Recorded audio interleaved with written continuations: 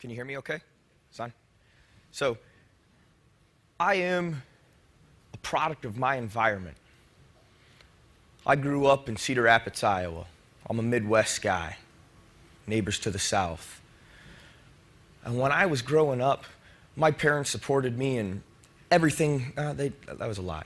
They didn't support me in everything that I did. They supported me in most everything that I did. My right decisions, at least. I grew up in a caring family. My mother and father taught me about respect. They taught me about commitment. They taught me about why we live such great lives. No one in my family, in my direct family, had ever served in the military.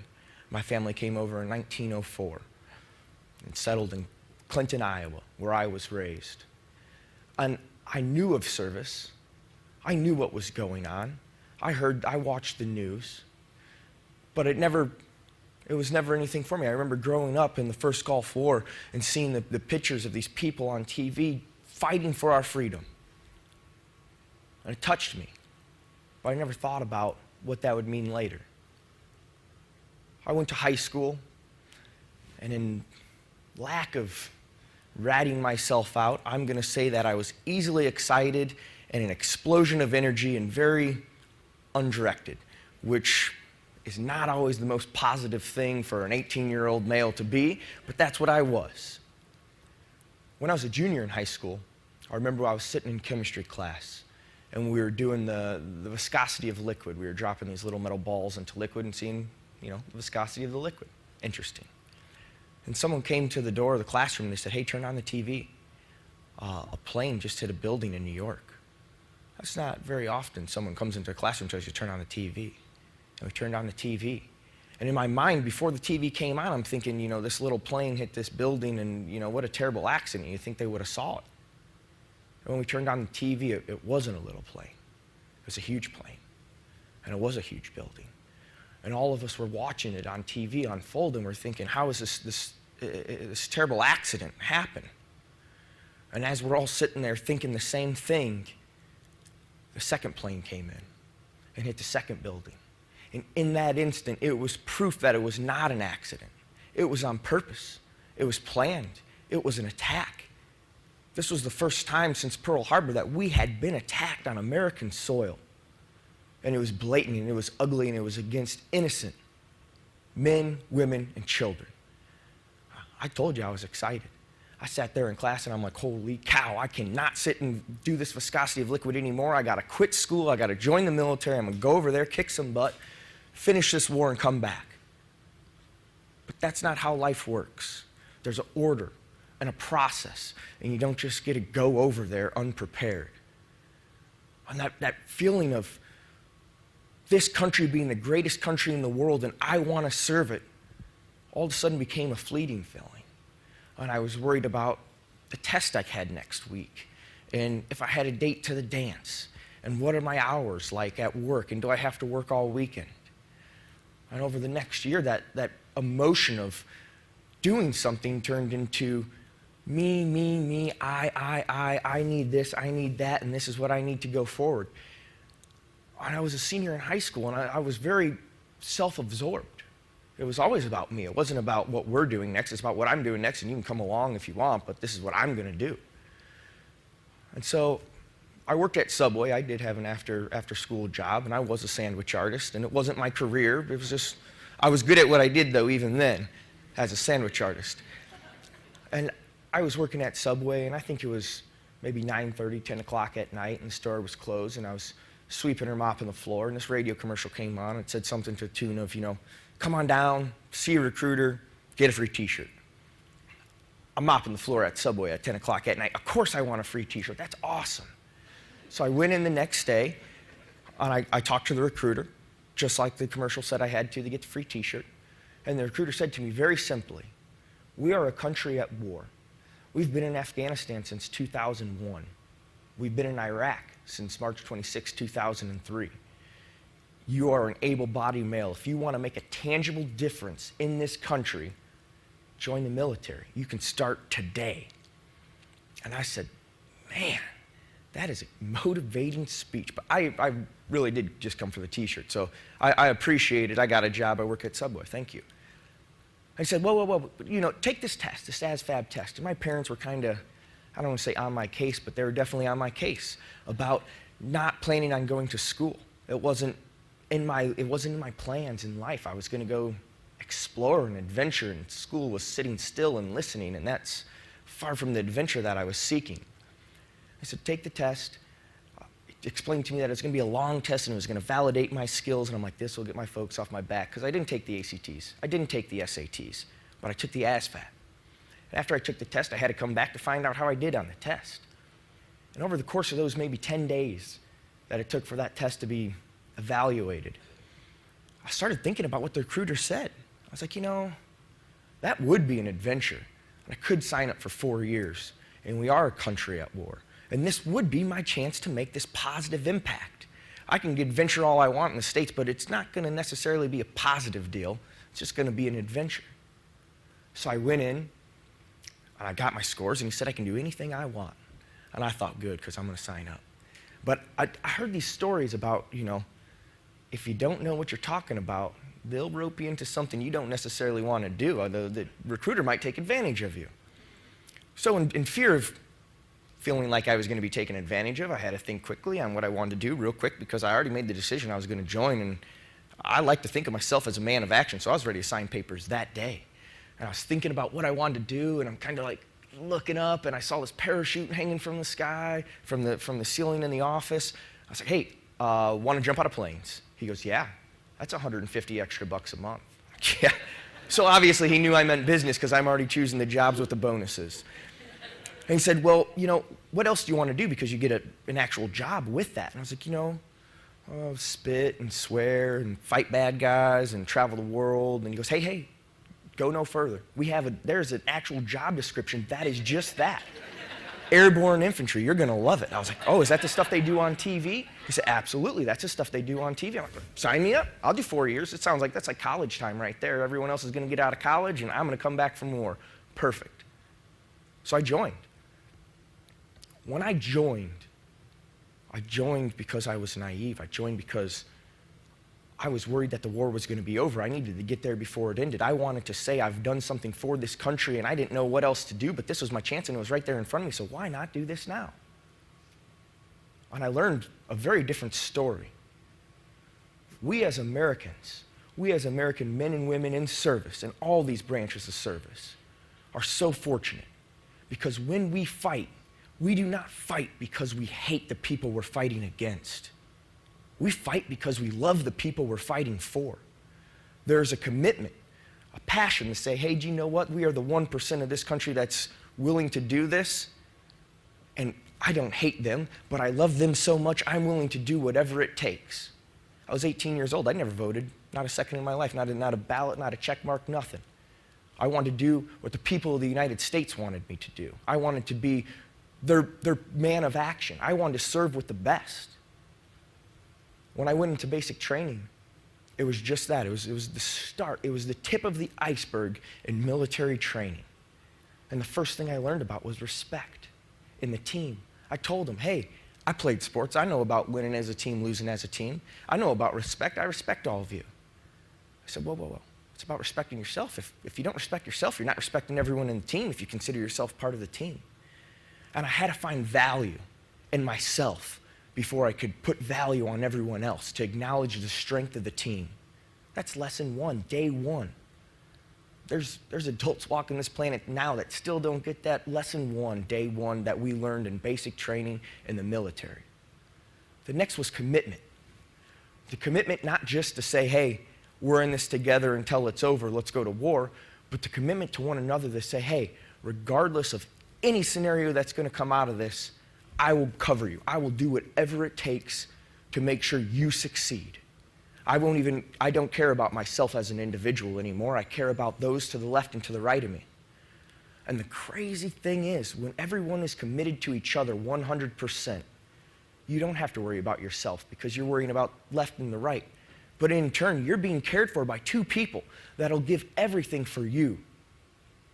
It's pretty special.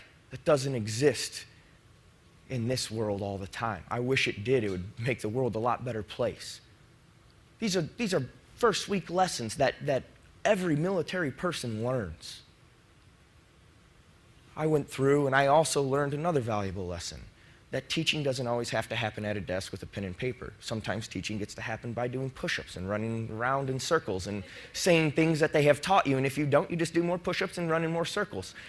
It was a valid lesson to learn because I found out not everyone learns the same way. I kind of thought that in high school, but I learned that in the military. I learned really good through push-ups because they hurt after a while, so I'll learn quick, trust me, because I'm not going to last that long.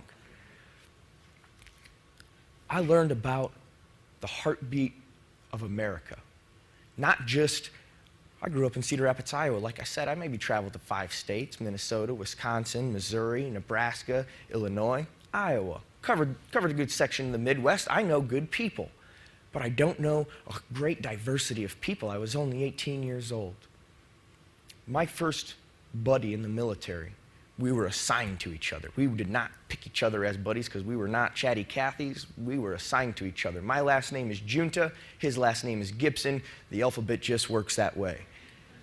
I was on the top bunk. He was on the bottom bunk. Gibson was a Haitian from Miami. And I didn't understand quite every word he was saying. I wasn't sure if he was speaking English or if I was wrong. And I've never met anyone like him before in anything I've ever done in my life.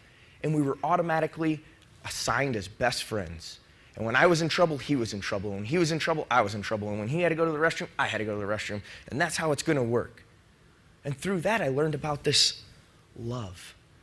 Because we're all there for the same reason. This common task, this goal-oriented group of people that I came up with in the military, we're all doing it for the same exact reason. For everyone that wasn't doing it. To make sure to ensure that the United States of America continued to be the greatest country in the world. We knew the torch that was handed on to us. World War I, World War II, Korea, Vietnam. We saw the men and women shed their lives for this great country to make it the greatest country in the world, and far be it from us to lose that title as number one. After basic training, I thought I was the top dog, man. I'm ready for war now. I just spent 14 weeks here getting yelled at, doing push-ups, learning stuff, shooting guns, spitting, swearing. It was an adventure. And I went to Airborne school. And Airborne school gave me an opportunity to do something that basic training hadn't done. Face a fear. I wasn't nervous at basic training. It was fun. Airborne school, though, jumping out of a plane seems very strange. And jumping out of a plane fast is awkward, and to do it with a whole bunch of people is really strange because it gets weird in the air. But it's not any of that that's the worry. It's hitting the ground because it is coming no matter what, and it's coming fast, I promise you. But it was facing that fear, and alone, I don't know if I would have done it. But we're in the military. We don't do anything alone. We do it as a team. We do it as a group. And to see the strength of the men and women that were around me run out that door of the plane gave me the complete and total confidence that I can run out that plane. Everything's going to be fine because we're going to do it together. And when we hit the ground, we can laugh and joke about it quietly. Otherwise, we're going to do more push-ups. And then we can move on with our lives. We did that as a unit, as a team. All of a sudden, we have all this cohesion. And we think, hey, together, we can do anything. Well, check it out. None of us were going to be together anymore. That was the last day we were all going to be together. We're going to go to wherever the Army sends us, whatever we signed up for, whatever the task was going to be. I was assigned to the 173rd Airborne Infantry in Vicenza, Italy. The group that I showed up to was a group of men. I say men because in the infantry there's only men. There was a group of men that existed in Vicenza, Italy in 2004. In a first world country, we hadn't seen groups of thousands of combat veterans since Vietnam. I don't know how they react to this. This is like the TV stuff. Hey, I passed basic training. I passed airborne school. Guys, one team, one fight, right? Let's do this. I was so naive. I was so clueless to think that we're all there on the same level. They had the experience. I still had yet to figure out that to be able to do what they did, I must learn from those who have done it before. Otherwise, I'm trying to reinvent a wheel that doesn't need reinventing. Those men took me under their wing. Not necessarily in the softest manner, but they took care of me and they told me what it was going to be like, and it wasn't going to be easy. It wasn't this war I saw on TV. We don't get to go and fight and win and come back and drink beers and kiss pretty ladies. It's going to be a battle. And it's not going to be our decisions that we're doing. All we have to focus on is the guy to the left, the guy to the right, morally and ethically correct decisions, and we'll come out of this okay. My first deployment to Afghanistan was the first time I was able to put in practice everything that we had trained. And my life up to that point, I played sports, so you practice for like 2 weeks, then you play your first game. Then you only practice for like 4 days, and then you get another game, then 4 days and another game, and you're constantly evaluated and validating your skills that you have learned in the lessons along the way. This is the first time I sat there for a year learning stuff, and the only way to put it to practical use was going to combat. That night, before we deployed out of Vicenza, Italy, there's no fanfare, no one sees you off, the Italians don't care. We move out in the middle of the night. It's not that real exciting moment, but I've only been that excited one other time in my entire life, and it was when my daughter was born. At 18, I didn't know about how exciting children were going to be. So going to combat was my Christmas morning. I couldn't wait to get there. I couldn't wait to get down to business. I was motivated, I was driven, I had purpose and direction, and I had a whole bunch of people with me that were in the same boat. I had excellent leaders to lead. I'll follow, I'm in, this is the team. They're not going to make a bad decision because we had confidence in one another, that team cohesion, that one unit. We'd been in Afghanistan for about 2 months, and things were heating up. It was summer months. There was quite a bit of combat. Most of our combat was small arms fire. We never took vehicles. There was no IED threat because we walked, or we did helicopter missions on target, and then once done, we went back home. When I say we went back home, we went to a mud hut in the middle of a valley in Afghanistan, about 55 kilometers from any other Americans. No running water, no electricity. The only ones we had was each other. That was home. That's how we lived. We did more with less. That's an ability of the military. The military, the individuals using the tools, never ask for more. People up here ask for more. The people will do whatever they need to do. The men and women in the armed services will do whatever they need to do to get the job done because they understand this is the goal. This is where we need to end up at the end of the day. This is where we need to end up at the end of the year or the end of this war. About 2 months in, I was out with 8 guys, and we were going after some bad guys. And I was shot in my leg. It was a ricochet, it tripped me. I fell down the mountainside. I yelled that I was hit. We were moving in this battle drill 1 alpha. It's like the infantryman's bread and butter, right? So they move, we shoot. We move, they shoot. All the time when you're moving, when you're running forward towards the enemy, you don't have to worry about shooting your gun because someone else is supporting you. Someone has your back. They're looking out for you. They'll keep their heads down because they love you. That commitment, again, to the mission, to the team, to the group. When I was running and I got hit and I went down, I yelled that I got shot. But I fell down like halfway down this mountainside. Not halfway down, I fell like 15 feet. My arms hurt, my head hurt, my stomach, everything hurt, and everything was bleeding. And where my leg really hurt. I reached down and I was trying to feel my leg, and I felt it, and I'm bleeding everywhere else but not where I think I got shot. So all of a sudden the thought runs through my mind, oh, bummer. I yelled that I got shot, and I didn't. I just tripped, and now I'm hurt because I fell down the side of a hill. I was embarrassed. I was embarrassed to admit to the people around me that I was weak. That's what I thought happened. I thought I got shot. We moved forward the rest of that day. That was about a 22-hour day, the 8 of us, constant movement, constantly physical and engaging the enemy as we went. We ran out of water. Helicopter came in, gave us more water. We ran out of bullets. Helicopter came in, gave us more bullets. Check it out. We will always complete the mission, even if we don't even have the appropriate tools. We know how to put the square peg into the round hole. I figured it out. You just got to beat it in there because that's what they asked. Give the people what they want. As a veteran in any company, I think that's strength right there. Give them purpose. Give them direction. Watch them succeed. Allow the company, or allow the group to succeed with the individual. We got back, and after something like that, you usually get checked out, and I had all sorts of ouchies and boo-boos all over, and I'm like, Doc, man, fell, dang it.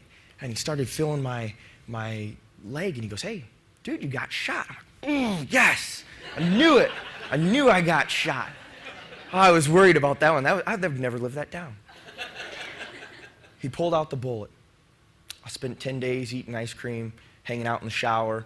I met the Denver Bronco cheerleaders. It was cool. I went back to the boys who never once left, continually fighting for those 10 days that I was on vacation, resting my leg.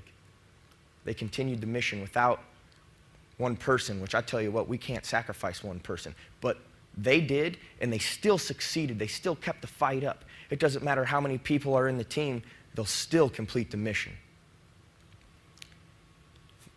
About a month and a half later, we had a group of folks come out with HESCOs, or these metal wire cages that we put dirt in, and they're thick, so then bullets can't go through, so then that's our protection. And I told you we didn't ever drive, we didn't have any vehicles, so the group that brought those out, they had to drive to us. They had a mission, not for themselves, it had nothing to do with them. This was not going to benefit them, this was going to be a long road for them, but to benefit us. They knew that the team is only as strong as every link. And we, at that point, were a weak link out in the middle of nowhere, Afghanistan. And they came to our aid, not because it benefited them, but because it benefited us. When they turned around to leave, the lead truck hit an IED. 4 guys were killed, 1 lost both legs.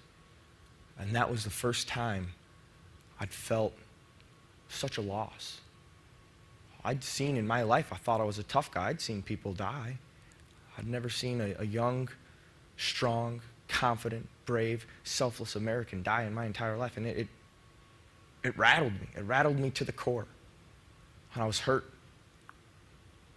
I didn't know how to handle it. I grew up in a great family. They say, you don't have anything nice to say, don't say anything at all. So I stopped talking. I didn't not talk at all. I just, without running water, electricity, TVs, anything like that, all you did was talk. We don't have anything else. It's either work or talk. A week later, we went after a high-value target. He came out of the house, him and his guys came out of the house, guns blazing, shot our lieutenant in the face. And all of a sudden, this bad week and a half in the military, this bad week and a half in Afghanistan, at 19 years old, I started getting this feeling like I'm going to die here. I think we only got 35 guys. We lost 6 in the last week. I don't think this is going to be as positive as I thought. And I started, that seeded doubt was creeping in. Sat there on my bunk one night, it's probably a day later, and the first person that came up to me and just sat there was my team leader. In the military, we understand responsibility. Everyone knows the best way to be a leader is to know the pros and the cons of your people, to know their skills and their weaknesses. He knew my skills and my weaknesses. One of my skills is talking, running my mouth, and I was not running it, so there was a problem. He saw that. He knew that not because I told him, but because he cared enough about everyone there that he knew that. And he came over to me and he said, Sal, look, man, it's okay. Things hurt. This is war. This is why it's so terrible. This is why everyone doesn't do it, because it's awful. It's disgusting. It's terrible. But you're here and you're doing it now, and we need you. He said, look, no matter what happens today, know this. You have been given the opportunity and the privilege to give 100%. And God willing, if we see tomorrow, we will be given that opportunity and that privilege to give 100% again. That is something that is so wonderful. And almost every day of my life before that day, I took it for granted. The opportunity to give 100% in everything I did. He said the sun's going to come up no matter what, whether you're going to see it or not. It's coming. I don't know how that helps anything, Sergeant Post, but I'm cool now, right? Okay, I'm cool if we can stop the talks. But I get it. I get the 100%. I want to be there 100%. I didn't join this to not try as hard as I can. The rest of that deployment was long and it was rough, but we did it, and we did it together. When we came back, I had this idea. I joined for 4 years, so 6 to 8 months of training and basic training in Airborne school to a year train up to a year deployment. I'm getting out.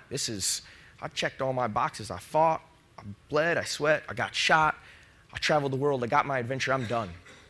And in that contract that I signed, there was a line about stop loss, and I don't know what stop loss was, and I didn't really care because I was getting paid $150 extra to jump out of a plane, and I'll initial wherever you want me to if I'm getting paid that kind of money. And stop loss says if you're deemed essential, you're good at what you do, or they just need you, they can keep you. And it was a heartbreaker. I signed a contract with a very reputable source, the United States of America, And I read it mostly, and it said I was going to do 4 years. And all of a sudden, they have smarter people with fancier words that I didn't understand, but they were saying that they were going to keep me, and it doesn't matter that I signed for 4 years because I'm going to do more. Resiliency, perseverance. It's not about how many times you get knocked down, I promise you that. It's about how many times you get up. No one's cared, hey, I screwed up 100 times, but I got up 101 times and I'm coming back for more, and one of these times I'm bound to get it right. That's what it's about. That's what the men and women in the military are capable of doing, not just in combat, but in life. Not just in everyday life, but in a corporation. We understand failure is not always a bad thing. There's lessons to learn. You'll never know how far or hard or smart or great you are until you fall short. That's when you really realize where you stand. If you succeed at everything you do, you must not be trying very hard. You should try to go outside your comfort zone. That's what the military teaches at a basic level with life and death. If a veteran comes to a company, you don't have to put life and death on the line. They already got that. You don't need to teach the lessons of bouncing back up, picking yourself up because the company depends on this. They get it. They already know that. It's not about getting paid a paycheck. It's about getting the job done. That is a quality that I believe is innately military. When I was told that I was going to stay, I was actually told because of the newspaper. No one came up and actually formally told me. It was the newspaper that said, hey, we're going to deploy. No one's going anywhere, which pretty much means I'm not going home.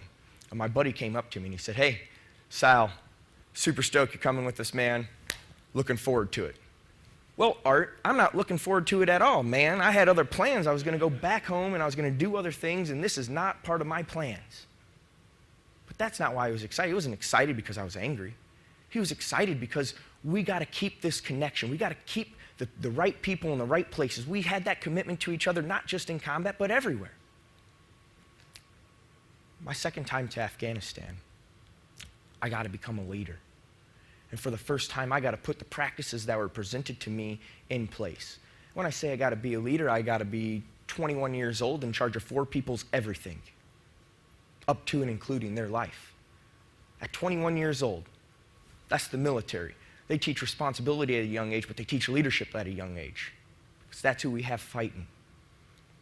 Through that excitement, through that joy of being the leader, I met great dudes, and I led the way I wanted to lead. I'm a pretty easygoing guy. I'm not a big yeller, but I am very task-oriented. I was brought up in a place that said, hey, you know what? Hey, how far are you guys going today? Oh, you're going to run 3 miles and do 100 push-ups? Hey, guys, we're running 5 miles and doing 200 push-ups. And it's not because I hate you, and it's not because I think running 5 miles is better than running 3, or doing 200 push-ups is better than doing 100. It's because I know for a fact running 5 miles is better than running 3, and I know for a fact 200 is better than 100. So that's what we're going to do. That's the kind of people that brought me up. It's not about how hard you try. It's about trying your hardest. It doesn't matter if you can succeed with 90%. Why would you want to do that? Why don't you just blow them out of the water and give 100%? That's our opportunity every single day. In Afghanistan, the second time, it was very different. We stayed in about 6 kilometer by 6 kilometer valley. There was 135 of us. We went there with plans of building schools and digging wells and meeting the people and letting them know, hey, we're not conquerors. We're not here to take your land. Your land's not that impressive anyway. We came here to assist. We never built a school. We never dug a well. They fought us every single day. We went to assist. They came to fight. We reciprocated. That was not our choice. That was theirs. They set their guns down. We're not going to shoot them. That's unfair. We're Americans. We have rules. We have values. We have ethics. We have care and compassion in our war. They don't. That's okay. We don't have to play fair. We know we're better than you. Not because someone told us, because everything we do is better than you. Because we care and you hate. Because you destroy, and we'll try to create, but you got to give us some space and stop shooting at us. In October, we went out on a 5-day mission. On that 5-day mission, it was a battalion-wide mission. We're moving 1,000 people through the mountains of Afghanistan. We're going to let them shoot at us, and then, hey, that's a bad guy. We'll find them all the way there until all the bad guys stop shooting at us. Or they could lay down their weapons and farm. We got skills to teach them. They were unwilling to learn them. They wanted to fight. That's okay. We came with guns and stuff too. On October 24th, we had a scout team, 3 people, moved quietly, bigger guns, better optics, they see things further away, and they're quiet. Our scout team was overran. They were killed. Their weapons, body armor, bullets, night vision goggles, guns were taken. And we'd never been beaten like that before. We'd lost people, but we'd never not been able to be there with our people. That was the first time. The next day, we went out, not because we wanted to go fight them, but because we needed that stuff back. We used the night vision goggles. It's very important. We own the night. And we use infrared lasers that you can only see with the night vision goggles, so we can talk to the helicopter above and say, hey, see that building? There's bad guys in there. Will you make that disappear so we don't have to go over there and fight them? And they'll do that. Now all of a sudden, the enemy has the same ability that we do, and you can't use that laser to point at them anymore because they see it. It changed the way we were going to do business in the valley. We set out at about 2:30 in the morning. We were getting about 3 hours of sleep a night. We're living on the edge. And we walked for maybe 2.5 hours. We set up in a position halfway up a mountainside. Our job was to overwatch the folks that were going into the village to talk to the people. They could have done that alone, but we don't trust those people. So we covered them. Up the mountain, a little bit higher, maybe 400, 500 yards, we had another group of 15, 18 people. And their job was to cover us so no one took the high ground on us. We understand how things have to work because no one can do it alone. And everyone needs someone to watch their back. We understand the team-oriented goals of what we're doing. We sat there all day, maybe 14 hours or so until it was dark. We have standards of what we do. None of us are running around all willy-nilly. We train for this. We are professional soldiers. That is something that is so special. These folks that we have in the military today, they don't have other jobs. They're 100% focused on the goal. They are professional soldiers. When they get out of the military, give them a goal. Let them be 100% focused on that goal, and they will impress the heck out of you. We started walking out 10 to 15 meters between people, and all of a sudden, the world exploded. RPGs, PKMs, anything you can think of, it was happening. It was 2007. Everyone has a machine gun. Thousands of rounds are in the air. The enemy line is about 30 meters away from us. It's hard to miss when each person's shooting about 1,000 rounds. It's pretty easy to get hit. We shoot tracers that are bullets that glow, right? So you can see them with the naked eye. And between every glowing bullet we shoot, there's 4 ones that aren't glowing. So you can tell if that looks like a line of orange, know that there's a whole bunch of stuff in the darkness that you're not seeing. Those are bullets too. And they did the same thing, but their bullets glow green. All of a sudden, it looked like a million green things coming at all of us. First thing I did was get down. I looked back to my guys, the guys I'm responsible to, the guys that are more important than my own life. Clary's laying on the ground shooting 203s, a grenade about the size of my fist. Clary's standing there with the M249 Saul, squad automatic weapon. He stood there. He'd never once took a knee. He stood there and shot at a rate of 900 rounds per minute, 200 bullets at a time. He looked like a dragon blowing fire. He did not do that for his sake, I promise you that. He became the target.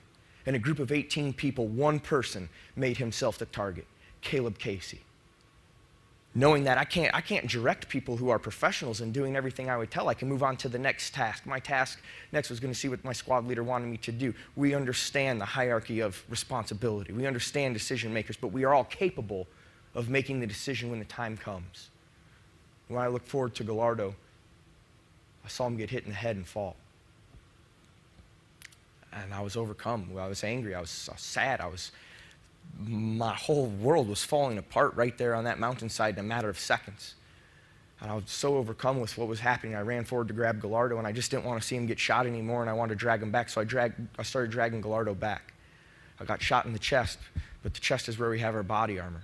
I got shot. He carried a rocket launcher, a small D over my back. My rocket launcher got shot. No big deal. I just know I can't shoot that rocket launcher anymore because it has a hole in it. It would hurt anyone who had it, so I can't even pass it off because someone will forget that in a time of desperate need. As I was dragging Gallardo back, he started stumbling to his feet. The first thing he said was not, I'm okay, I feel okay, I need help. He said, grenades. Nothing about himself. Nothing, not once. He said what we need to do. I carried 3 grenades with me. We ran from the south to the north. The ambush line was on our west. I threw the grenade. I threw my first grenade. We just continued running. We were throwing the grenade actually over the enemy line because they were that close. Caleb Casey and Garrett Clary were still laying down fire. I'm not doing anything yet. I'm just running around like a maniac, not knowing what's going on. I've shot maybe 5 bullets at that time. Everyone else was doing everything else. When I ran up, I was running by Ekrode, and Ekrode was on the ground. He was shot twice in the leg, twice in the chest, and Gallardo peeled off, and Gallardo went to Ekrode. The confidence in one another. I knew Ekrode was going to be okay because Gallardo had him. Gallardo was the guy who trained us. We only had so many people, and we had 1 million tasks to do, so we had more tasks than people, so we got to move, and we can't double up on one task because we have confidence that they will do that, and we will do this, and we will keep on moving. I got to tell you a story about Sergeant Brennan and resilience.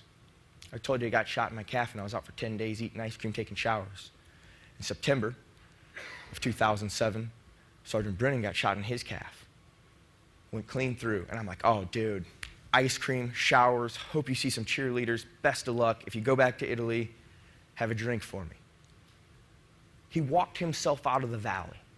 He went with privates that he was taking on leave. We couldn't afford to lose anyone else, so he was going to walk himself out of the valley. No medevac was going to come. Not only was he going to walk himself out, he was going to lead everyone else because he was a leader first.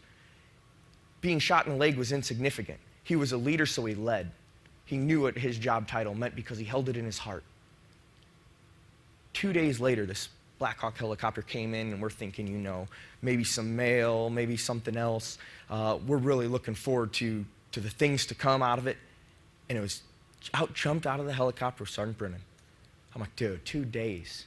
He said, the showers are making me soft, the food's making me fat, I feel lazy, let's go do this. That's the kind of guy Sergeant Brennan was. In a near ambush situation, the book says, charge the ambush line. Create chaos amongst their ranks. You shoot them, they shoot you, last man standing, you're on the winning team.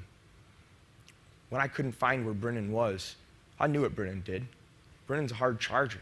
Brennan's a leader. He leads from the front. You can't lead from the back, I promise you that. You can manage from the back, you can observe from the back, but you can't lead from the back, you lead from the front. I figured, well, you know, Brennan charged the ambush line alone, and I can't, after the whole shot incident, I'm out for 10 days on a ricochet, and he's gone for 2 days on being shot clean through. I'm not going to let him hold this one against me. I'm not going to be that guy twice. I need to make sure I give my 100% because everyone else was giving their 100%.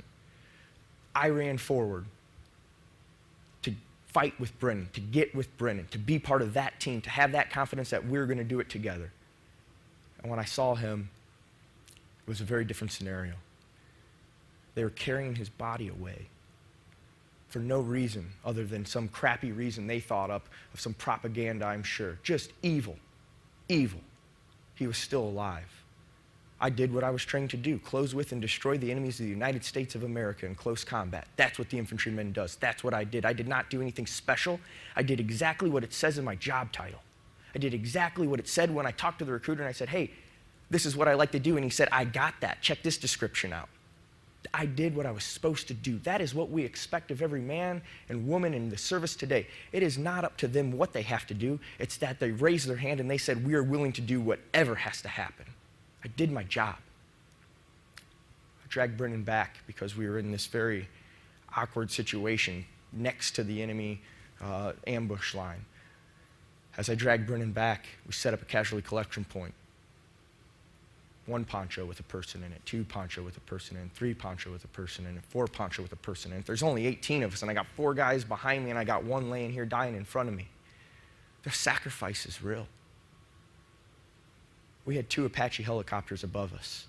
No, they're not just letting us run around on the ground aimlessly. We are the best military in the world. I don't know if I mentioned that. I said the best country, but we really are the best military in the world. They were covering us the whole time. The only reason why they couldn't do anything is because of close proximity between us and the enemy. Once they realized we're not giving up, and this is all happening in a matter of a minute and a half, you don't get much time when you're that close with machine guns. The enemy broke contact and started retreating down the hill. Once they broke contact and moved, the helicopter above came in, wiped out the enemy. We worked on Brennan. We put him up in the helicopter. Medevac helicopter came in. We put up our wounded in our KIA. that's not over. We're still on the mountainside in Afghanistan. That wasn't the mission for the day. The mission wasn't get in a firefight and then quit once you're done with it. The mission was keep on going all the time, never quit. We're not gone for another 10 months. We were there for 15 months. We're on a 15-month deployment. So October 25th, our day doesn't get to be over because we had a bad day. It doesn't get to be over because we're tired and sad. That wasn't the goal for the day, so we can't be done. We walked back to the base, and we were told that Sergeant Brennan had died in surgery. We were told that Specialist Mendoza, our medic, had died within the first couple seconds of the ambush. The other guys were going to be okay. Ekrod was going to be okay. Ekrod actually came back to us. His legs are tiny, and shots must not have been that bad. That was October 25th, 2007. That day is not a special day. That day is just another day of what our men and women in uniform face every single day. That unknown. I would hire a veteran because if you're not sure where you're going, they can still lead you through the unknown. That's what they do for work every single day in the military. Face the unknown, face the fear, face the challenges, and commit 100% not just to the goal, but to those around them. I stand here today because the great state of Michigan, that's probably the first time I ever said that. The great state of Michigan has stepped up and done something that the other 49 states need to start paying attention to and learning lessons. We are talking about the value of our veterans. We are writing into law things that will assist some of the greatest people I know, my brothers and sisters, the ones that led me, the ones that followed me, and the ones that stood to the left and to the right of me. If there is anything that I can leave all of you with, it is that I am an average soldier. I am one of so many, and I am not special, but we together are special, and we are capable, and whatever you ask us to do will get done. Remember that, regardless of the task. Purpose, give direction, and expect it to be complete because they will fulfill every wish you had and most of your dreams too. I want to leave you with that. I think this group here is so amazing. These veterans that were up here talking from every branch of service, I love you guys, my brothers and sisters in arms. Thank you. For all those that stood up earlier, thank you. To the Vietnam folks in the audience, we only have it so good today. It has never been as good as it is right now, ever. And the only reason we have it so good is because the Vietnam generation was disrespected. They were shunned for what they did, not for themselves, but for their country, and they have ensured that we won't go through the same thing. So to the Vietnam folks in the room, thank you. You have put the boots in the sand, the boots in the jungle, and you have given us a path and a way to live our lives, and you have set the bar high, and we will not fail you. We will not fail this country, and we will not fail in what we do, and if we do, we will bounce back with resilience and perseverance, and we will be there better and stronger and smarter the next time. Thank you very much for your time. Thank you for everything. Thank you to the state of Michigan, the Governor's Summit on Veterans Talents, and everyone that's here that cares. There is service through support. You don't have to wear camouflage and carry a gun. We can all do this together. We're the greatest country in the world. I have faith in it. Believe in it as well. Thank you.